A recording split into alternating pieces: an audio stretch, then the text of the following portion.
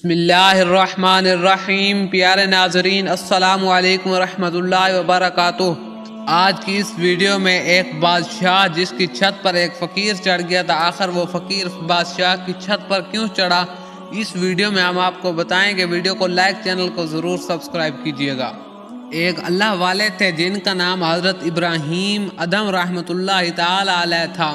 وہ ابتدا میں آپ بلخ کے سلطان اور عظیم المرتبت حکمران تھے، بادشاہ تھے۔ ایک مرتبہ آپ محو خواب تھے کہ چھت پر کسی کے چلنے کی آہٹ محسوس ہوئی، تو آواز دے کر پوچھا کہ چھت پر کون ہے؟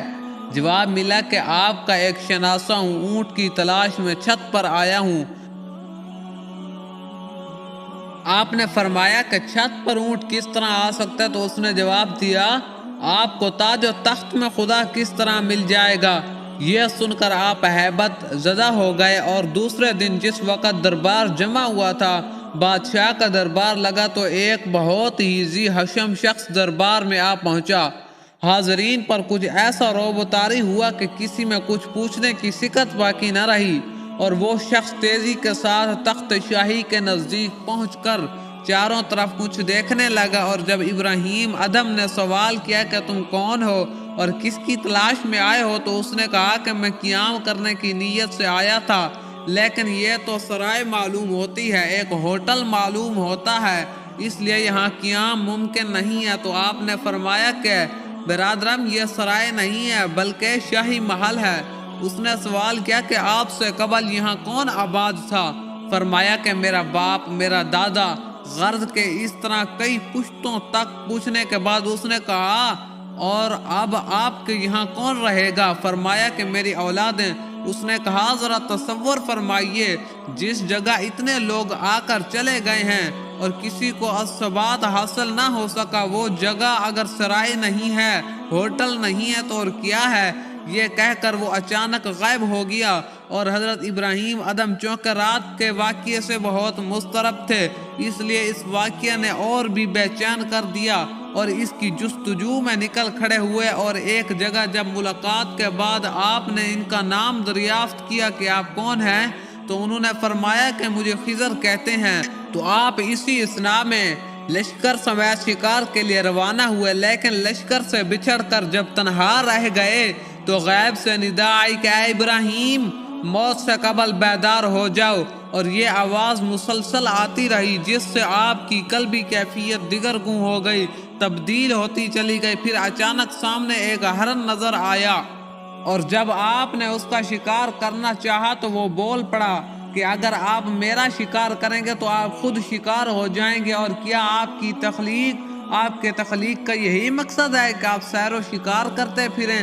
پھر آپ کی سواری کے زین سے بھی یہی صدا آنے لگی، اور آپ گھبرا کر اسی طرح متوجہ اللہ ہوئے۔ نیشا پور کے قرب و جوار میں پہنچ کر ایک تاریک اور بھیانک غار میں مکمل 9 سال تک عبادت میں مصروف رہے، اور ہر جمعہ کو لکڑیاں جمع کر کے فروخت کر دیتے، اور جو کچھ ملتا آدھا راہ مولا میں دے دیتے، اور باقی جو بچ جاتا اس کی رقم سے روٹی خرید کر نماز جمعہ ادا کرتے، اور پھر ہفتہ بھر کے لیے غار میں چلے جاتے، خوب عبادت کرتے۔ موسم سرما میں یخ بستہ پانی کو جس نے برف کی شکل اختیار کر لی تھی، آپ نے توڑ کر اس سے نہایا، اور پوری رات مشغول عبادت رہے، اور صبح کو جب ہلاکت ہمیں سردی محسوس ہونے لگی تو آپ کو آگ کا خیال آیا، اور ابھی اسی خیال میں تھے کہ ایسا محسوس ہوا جیسے کسی نے پشت پر گرم پوستین ڈال دی ہو، جس کی وجہ سے پرسکون نیند آ گئی۔ اور جب بیداری کے بعد دیکھا تو ایک بڑا اژدہا تھا جس کی گرمی نے آپ کو سکون بخشا۔ یہ دیکھ کر آپ خوف زدہ ہو گئے، اور اللہ تعالیٰ سے عرض کیا کہ تو نے اس کو میرے لیے وجہ سکون بنایا، لیکن اب یہ قہر کے روپ میں میرے سامنے یہ کہنا تھا کہ اژدہا پھن زمین پر مارتا ہوا غائب ہو گیا۔ جب عوام نے آپ کے مراتب کا صحیح اندازہ ہو گیا عوام کو، تو آپ نے اس غار کو خیر آباد کہہ کر چھوڑ کر مکہ معظمہ کا رخ کر لیا۔ اس کے بعد ایک مرتبہ شیخ ابو سعید نے اس غار کی زیارت کر کے فرمایا، اگر یہ غار مشک سے لبریز کر دیا جاتا، بھر دیا جاتا، جب بھی اتنی خوشبو نہ ہوتی، جتنی ایک بزرگ کے چند روزہ قیام سے موجود ہے۔ جب آپ نے بلخ کی سلطنت کو خیر آباد کہا تو اس وقت آپ کا ایک بہت چھوٹا بچہ تھا۔ جب اس نے جوانی میں پوچھا کہ میرے والد کہاں ہیں تو والدہ نے پورا واقعہ بیان کرنے کے بعد بتایا کہ وہ اس وقت مکہ معظمہ میں مقیم ہیں۔ اس کے بعد اس لڑکے نے پورے شہر میں منادی کروا دی کہ جو لوگ میرے ہمراہ سفر حج پر چلنا چاہیں تو ان میں پورے اخراجات برداشت بھی کروں گا۔ یہ منادی سن کر تقریباً 4000 افراد چلنے پر تیار ہو گئے، جن کو وہ لڑکا اپنے ہمراہ لے کر والد کے دیدار کی تمنا میں کعبۃ اللہ پہنچ گیا، اور جب اس نے مشائخ حرم سے اپنے والد کے متعلق دریافت کیا تو انہوں نے کہا کہ وہ ہمارے مرشد ہیں اور اس وقت اس نیت سے جنگل میں لکڑیاں لینے گئے ہیں کہ فروخت کر کے اپنے اور ہمارے کھانے کا انتظام کریں۔ یہ سنتے ہی لڑکا جنگل کی جانب چل پڑا اور ایک بوڑھے کو سر پر لکڑیاں کا بوجھ لاتے دیکھا تو فرط محبت سے وہ بےتاب ہو گیا، لیکن بطور سعادت مندی اور ناواقفیت کے خاموشی کے ساتھ آپ کے پیچھے بازار تک پہنچ گیا، اور جب وہاں جا کر حضرت ابراہیم نے آواز لگائی کہ کون ہے جو پاکیزہ مال کے عوض میں پاکیزہ مال خریدے؟ یہ سن کر ایک شخص نے روٹیوں کے عوض میں لکڑیاں خرید لیں، جن کو آپ نے اپنے ارادت مندوں کا سامنے رکھ دیا اور خود نماز میں مشغول۔ آپ اپنے ارادت مندوں کو ہمیشہ یہ ہدایت فرمایا کرتے کہ کبھی کسی عورت یا بیریش لڑکے کو نظر بھر کر نہ دیکھنا، اور خصوصاً اس وقت بہت محتاط رہنا جب ایام حج کے دوران کثیر عورتیں اور بیریش لڑکے جمع ہو جاتے ہیں، اور تمام افراد اس ہدایت کے پابند رہتے تھے۔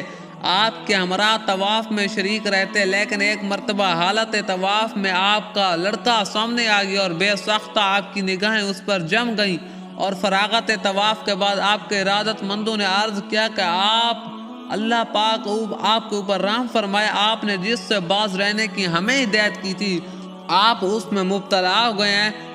آپ نے فرمایا کہ جب میں نے بلخ کو خیر آباد کہا تو اس وقت میرا چھوٹا بچہ تھا، اور مجھے یقین ہے کہ یہ وہی بچہ ہے۔ پھر اگلے دن آپ کا ایک مرید جب بلخ کے قافلہ کی تلاش کرتا ہوا وہاں پہنچا تو دیکھا کہ وہی لڑکا دیبا و حریر کے خیمہ میں ایک کرسی پر بیٹھا تلاوت کر رہا ہے، اور جب اس نے آپ کے مرید سے آپ کا مقصد دریافت کیا تو مرید نے سوال کیا کہ آپ کس کے صاحبزادے ہیں؟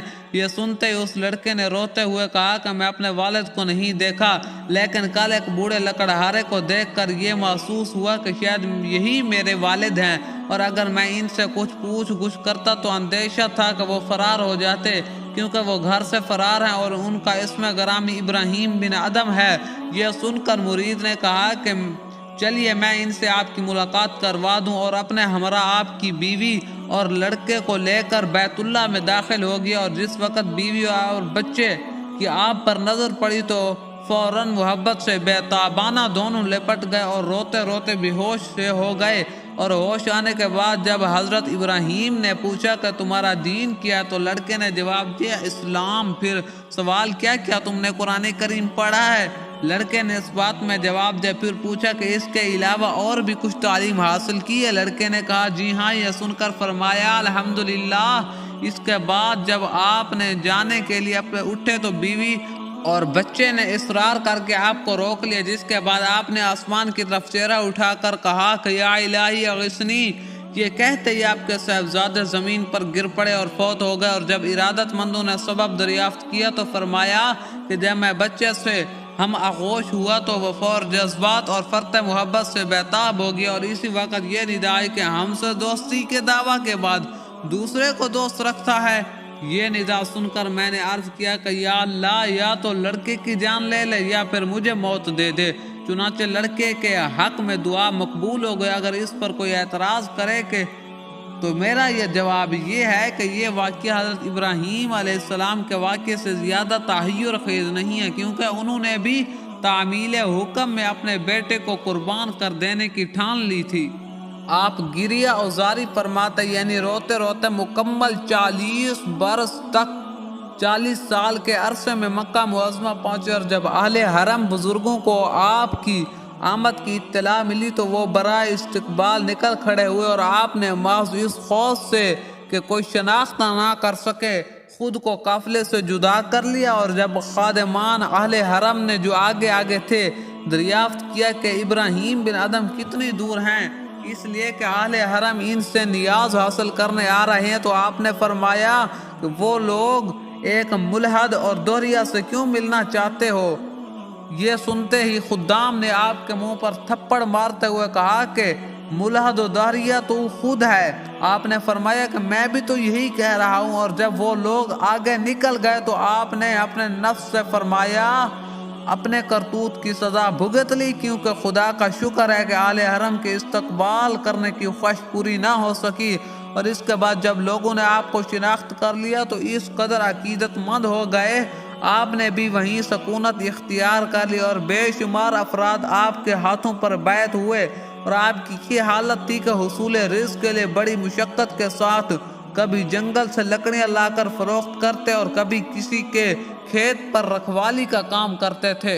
ایک مرتبہ حضرت ابراہیم بن ادم ایک مجذوب قسم کا شخص پورا گندحال اور چہرہ غبار آلود آپ کے سامنے آیا، تو آپ نے اپنے ہاتھوں سے اس کا منہ دھلایا اور فرمایا کہ جو منہ ذکر الہی کا مظہر ہو اس کو پراگندہ نہ ہونا چاہیے۔ اور جب اس مجذوب کو کچھ ہوش آیا تو لوگوں نے پورا واقعہ اس سے بیان کیا، جس کو سن کر اس نے توبہ کی۔ پھر آپ نے خواب میں دیکھا کہ کوئی یہ کہہ رہا ہے کہ تم نے محض خدا کے واسطے سے ایک مجذوب کا منہ دھویا، اس لیے اللہ تعالیٰ نے تمہارا قلب دھو ڈالا۔ پھر ایک مرتبہ آپ نے کنویں سے ڈول نکالا تو ڈول سونے سے لبریز نکلا، آپ نے اسے پھینک کر پھر ڈول ڈالا تو چاندی سے بھرا ہوا نکلا، اور تیسری مرتبہ پھر موتیوں سے۔ اس وقت آپ نے کہا کہ یا اللہ، میں تو پاکیزگی حاصل کرنے کے لیے پانی کا خواستگار ہوں، میری نگاہوں میں سیم و زر کی کوئی وقعت نہیں ہے۔ سفر حج کے دوران آپ کے ساتھیوں نے عرض کیا ہمارے پاس خورد و نوش کا کوئی انتظام نہیں۔ فرمایا کہ خدا پر بھروسہ رکھو اور اسی درخت کی جانب دیکھو جو اس وقت پورا سونے کا بن چکا ہے۔ آپ کچھ بزرگوں کے ہمراہ ایک قلعہ کے نزدیک ایک پڑاؤ ڈال کر آگ روشن کرنے لگے، تو کسی نے کہا کہ اس جگہ آگ اور پانی دونوں کا انتظام ہے، لہذا اگر کہیں سے جائز قسم کا گوشت مل جائے تو بھون کر کھائیں۔ آپ یہ فرما کر اللہ کو سب قدرت ہے مشغول نماز ہو گئے۔ اس وقت کہیں سے شیر کے داڑنے کی آواز ہوئی، اور تمام بزرگوں نے کہنا شروع کر دیا کہ شیر ایک گور خر کا ہماری جانب گھیر لا کر رہا ہے۔